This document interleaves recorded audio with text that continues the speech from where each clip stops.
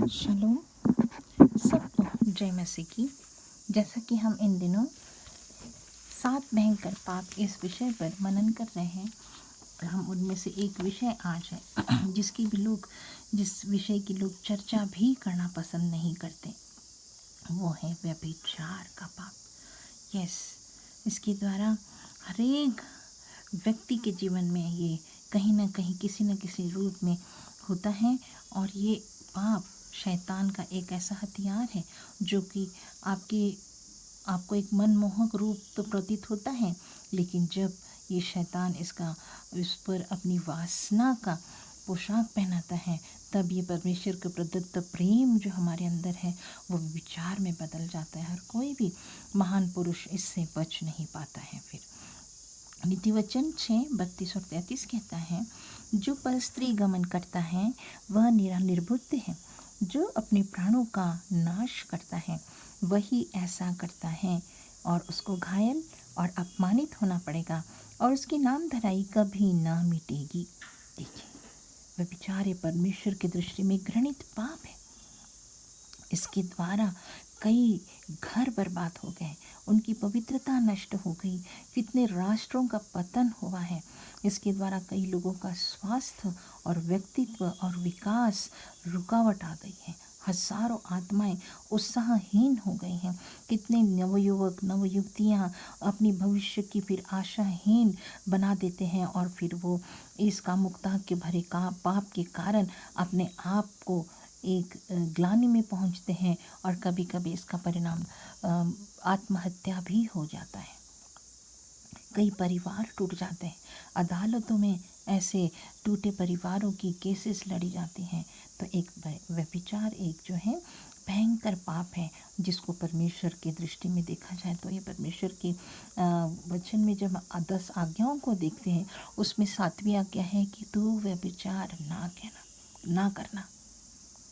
एक शैतान का ये बड़ा प्रचलित साधन है मसीहियों को, विश्वासों को नीचे गिराने के लिए और उनके जीवन में मृत्यु की तरफ या नरक की आग में धकेलने का एक बहुत बड़ा हथियार है। इसके परिणाम बहुत ही हानिकारक और अत्यंत जैसे वचन में लिखा अपमानजनक होते हैं। लोगों की नाम धराई हो जाती है। इस तरह से इस पाप का प्रवेश शरीर में होता है या मनुष्य के जीवन में होता है तो वो उत्साहहीन हो जाता है। अगर आप किसी वेश्यावृत्ति वाली व्यक्ति को या स्त्री से बात करें तो उसको पूछें कि क्या ऐसे व्यवहार से, ऐसे व्यवसाय से क्या आपको लाभ होता है, तो एक पल के लिए वो शांत होकर के अगर अपने जीवन को सोचेगी तो आपकी उसकी आंखों में आप आंसू देखेंगे और वो यही कहेगी कि नहीं, मुझे ऐसे जीवन से घृणा आती है। तो परमेश्वर का वचन हमें साफ रोमियो 6:23 में कहता है, पाप की मजदूरी मृत्यु है, ये विनाश की तरफ लेकर के जाने वाला। शारीरिक, मानसिक, बौद्धिक तरीके से मनुष्य इसका अधीन हो जाता है और विनाश की तरफ, नामधराई की तरफ चला जाता है। हम देखते हैं इस पाप के विषय में अगर हम कुछ सत्यों को देखेंगे कि क्या व्यक्ति का जीवन हो जाता है।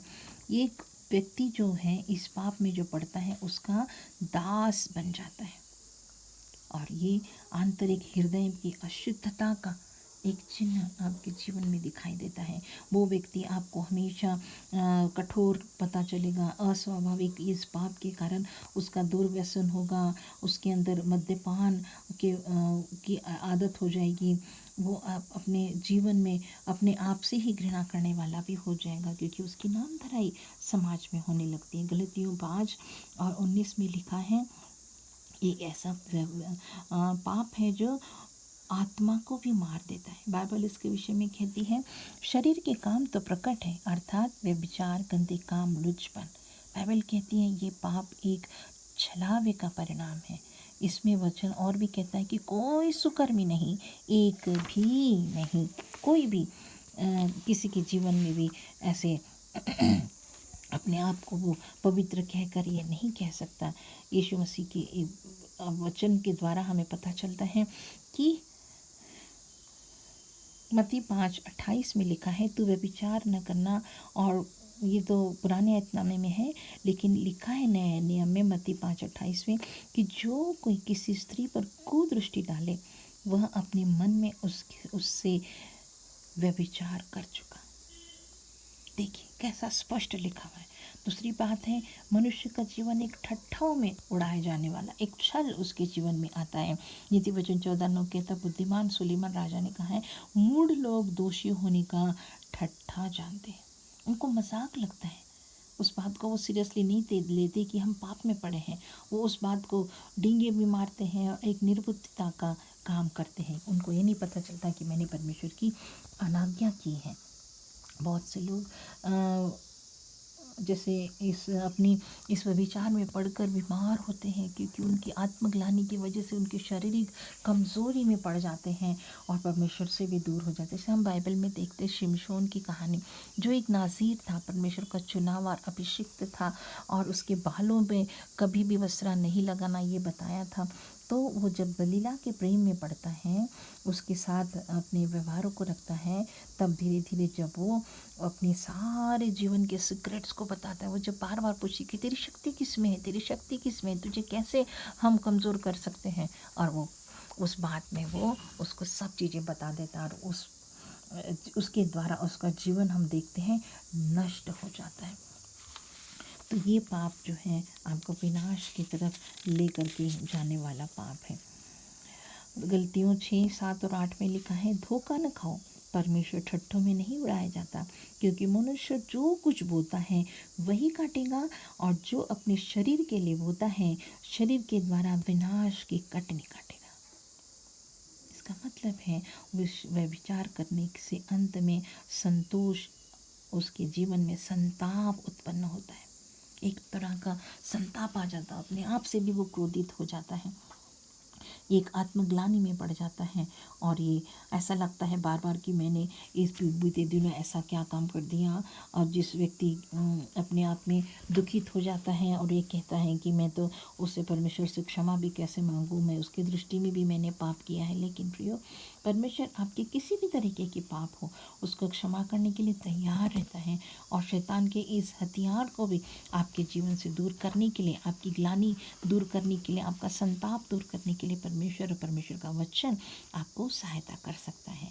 एक और बात है कि विचार करने वाले व्यक्ति में ये व्यभिचार का स्वभाव उसके अंदर इतना हावी हो जाता है कि वो उसके अंदर एक स्वामित्व, उसका वर्चस्व बहुत ज़्यादा हो जाता है, उसके जीवन पर पूरी तरह से वो हावी हो जाता है। रोमियो 6:16 में लिखा है, क्या तुम नहीं जानते कि जिसकी आज्ञा मानने के लिए तुम अपने आप को दासों की नाई सौंप देते हो, उसी के दास हो। हम उसके गुलाम बन जाते हैं ऐसे पाप के, इस तरह से लिखा है। और बहुत से लोग ये विचार के दास बन जाते हैं, क्योंकि वो अपने आप को उसके हाथ में कर देते हैं। साथ ही साथ हम देखेंगे कि ऐसे हज़ारों व्यक्ति हैं जो ऐसे इस अनैतिकता के पाप में, विचार में, उसके शिकंजे में जकड़े पड़े हैं। यूहन्ना 8:34 कहता है, जो कोई पाप करता है वह पाप का दास है। देखिए वचन बता देता है कि ऐसे कोई भी किसी भी तरह का पाप क्यों ना हो, उसके आप क्या गुलाम बन जाते, दास बन जाते। ऐसे लोगों के लिए फिर कोई आशा नहीं रहती है। याकूब के जो कुआं था उस पर जो सामरी स्त्री आई थी, बचाते अपने जीवन में अनेक पुरुषों के साथ संबंध रखने के बाद प्रभु यीशु से जब मुलाकात होती है उसको रियलाइज़ होता है, और हम देखते हैं कि वो व्यभिचार करने वाली जो स्त्री पकड़ी गई थी और उसके ऊपर कैसे लांछन लगा रहे थे लोग और दोष लगा रहे थे। और जब उन्होंने प्रभु यीशु मसीह नीचे बैठकर ज़मीन पर लिखने लगा, तब एक एक एक एक करके सारे लोग वहाँ से चले गए। तब प्रभु यीशु मसीह उसको सवाल करता है, क्या किसी ने तुझ पर दंड की आज्ञा नहीं दी? तब स्त्री उसको बोलती है, नहीं, किसी ने नहीं प्रभु, किसी ने नहीं। तब प्रभु यीशु मसीह ने कहता है, जा, मैं भी तुझ पर कोई दंड की आज्ञा नहीं देता, लेकिन जा, फिर पाप न करना।